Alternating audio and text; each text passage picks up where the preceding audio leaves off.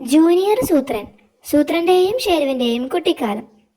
സൂത്രന്റെ അമ്മേ, അവിടെ വലിയൊരു പാമ്പ് ചത്തു കിടക്കുന്നു. ഒന്ന് പോയി നോക്കാം. ഞങ്ങളും വരുന്നു.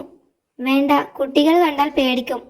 സൂത്രന്റെ അമ്മേ, ഇന്നു രാത്രി മൂക്കൻകുന്നിൽ നാടകമുണ്ട്, വരുന്നോ? ഞാൻ വരാം ഷേരുവിന്റെ അമ്മേ.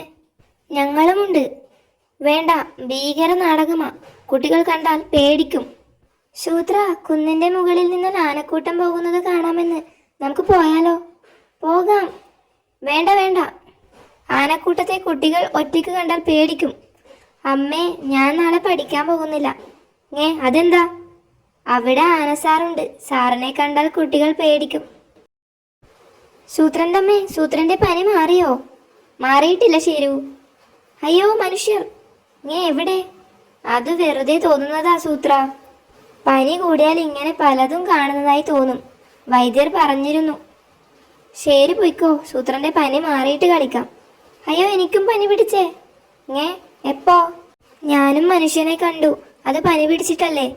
മനുഷ്യനോ? എവിടെ? അതാ. അത് കുറെ അകലെ ഒരു കാട്ടിൽ താമസിക്കുന്ന കുട്ടിയാ.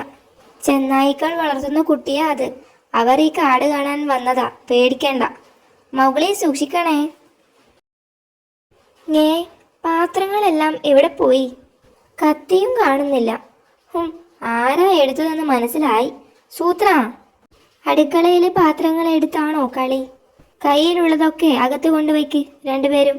പാത്രങ്ങൾ എടുത്തുള്ള കളി ഇനി വേണ്ട. എന്താ അവിടെ? കയ്യിലുള്ളത് അകത്ത് വയ്ക്കാൻ പറഞ്ഞില്ലേ? എൻ്റെ കയ്യിൽ ഇതായിരുന്നു സൂത്രൻ്റെ അമ്മേ.